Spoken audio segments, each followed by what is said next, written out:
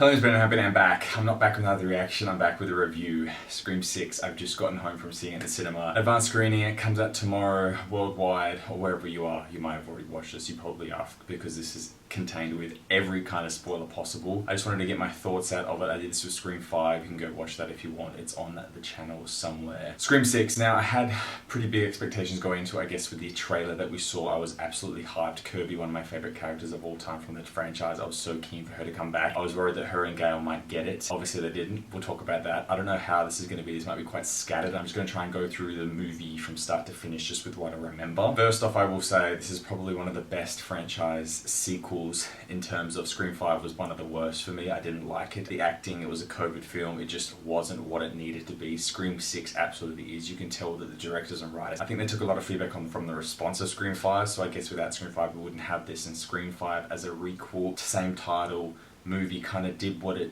was meant to do in terms of the commentary on how those movies come out. You know, it kind of disregarded some of the sequels, whereas Scream 6 absolutely recognized every single killer, which was just perfect. The fan service in this movie, the Easter eggs, Kirby's board with all the killers, like, oh my god, insane. Opening kill, perfection. It was new, it was different, it kept us guessing. We were like, what the hell was going on? 2 killers already revealed. Obviously Samara was just, you know, the opening kill. I don't know if she's Australian or if she's not, or if it was just an Australian accent, so let me know down below. But perfect opening, just so good, what we needed, keeping it fresh and just current, like dating apps, perfect. Being a film teacher and just, yeah, doing the classic cliche shit, we love it. Sam, I do have to say, Melissa's acting in this movie absolutely 100% improved from Scream 5. I believed her, I was rooting for her, I was fighting for her and Tara. The chemistry between her and Tara, perfection. The chemistry in the entire cast was just a Scream. It's what Scream movie was about. There were scenes where they're just chilling, chatting at the dining table. Mindy's monologue about the movies wasn't as forced in Scream 5, and I don't know if it's just because we're used to these characters and we know a bit more about them, but I just feel in this movie we really fleshed them out and they just became actual characters in terms of how Scream does character building. Kirby being introduced was absolutely perfect. She, on her entire facial expression throughout the movie was just classic. I just loved her so much.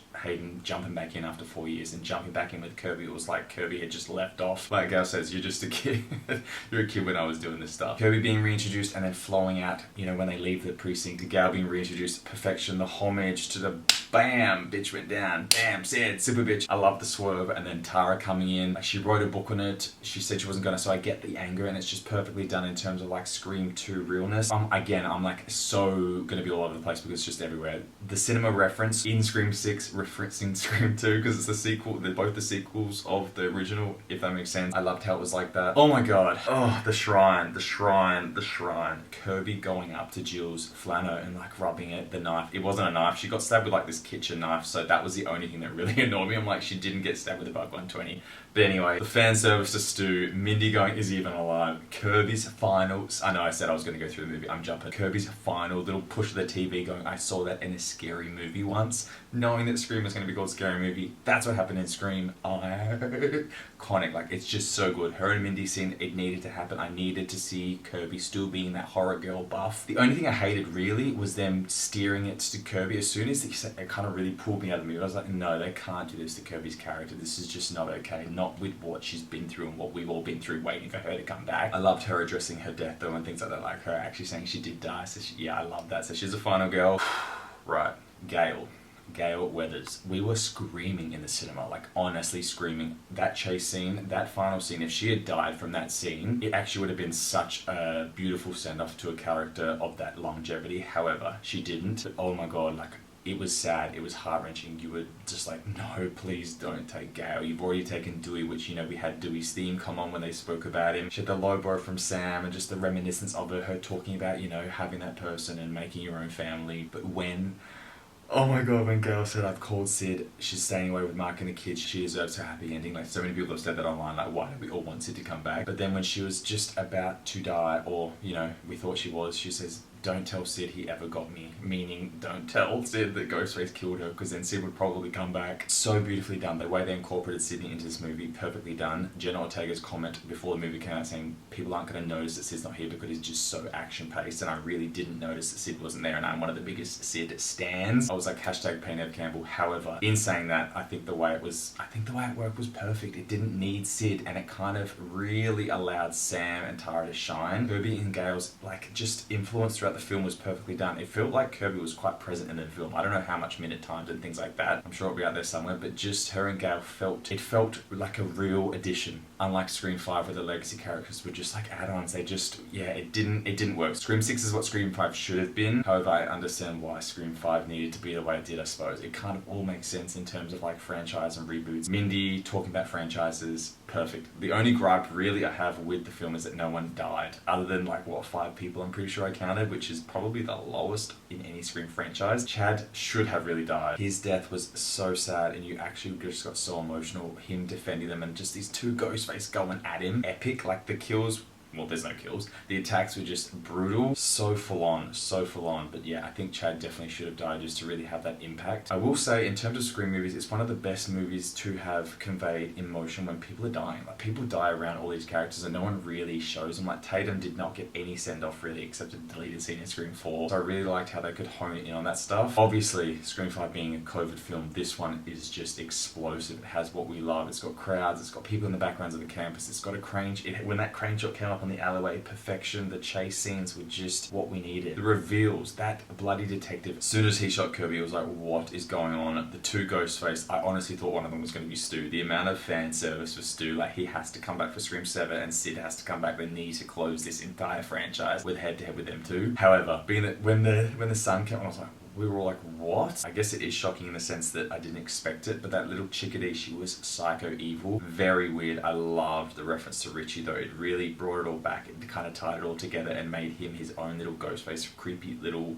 dude. I loved it. I loved the homage. I loved when Red Right Hand came on. It was like written and directed by Richie. Like ending. Oh my god. Like the end credit scene with Mindy. Like there doesn't always have to be an end credit scene. So good. I'm trying to think what else I've missed. Again, I should have probably written something down, but I just wanted to get my thoughts at this present time in life. Absolutely one of the best in the Scream franchise. It needed some deaths. The addition of Marco's songs, like again, that's just what really pulled it. It was a franchise movie. It had so much homage and it wasn't done forcefully. The shrine was perfect. All of that. Oh my god. Them seeing Randy's like top, that was just like, there were so many emotions you went through, and that's what it's about, right? That's just like the highs and lows. The writing was, I can't believe it's the same people who did Scream 5. Honestly, if you were to tell me that, I would say you're wrong. However, I love that they've just really shown us what they can do, because I'm just so keen for Scream 7 now. When it was announced, like literally the other day before the Scream even, this movie's not even out, Scream 6 is even out and it's already been greenlit, I was like, oh my god, what the hell? But honestly,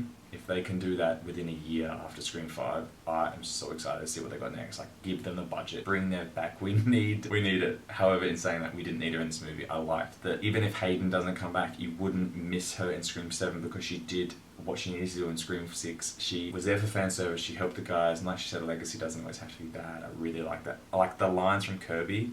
She's probably my favourite character from the movie, to be honest. I know that's biased. However, I really love Sam. I mean, to be fair, she actually was a very, very strong presence in this movie. She dealt with the emotions. You actually saw the side that we didn't really get to see from Sid, and I guess they are very different final girls in the terms of Sam is so affected because it's, she's got it within her, whereas Sid only kills because she knows she has to, whereas I think Sam kind of likes it a bit, which I love the contrast of those two. This did what Scream 5 didn't do for me, and that's why it's absolutely incredible. Like I said, the snippets of Gale and Hayden Kirby throughout were just perfect. Yeah, it just really sucks because Scream 5 could have been so much better, and anyway, it's not about Scream 5, it's Scream shit's perfect. One of the best. Let me know what you guys think down below. I don't know what I've missed. Like I said, I've been chatting for 10 minutes. I just wanted to get my thoughts down and tried to get at everything I possibly can. And I've just gone in a roundabout way, but yeah.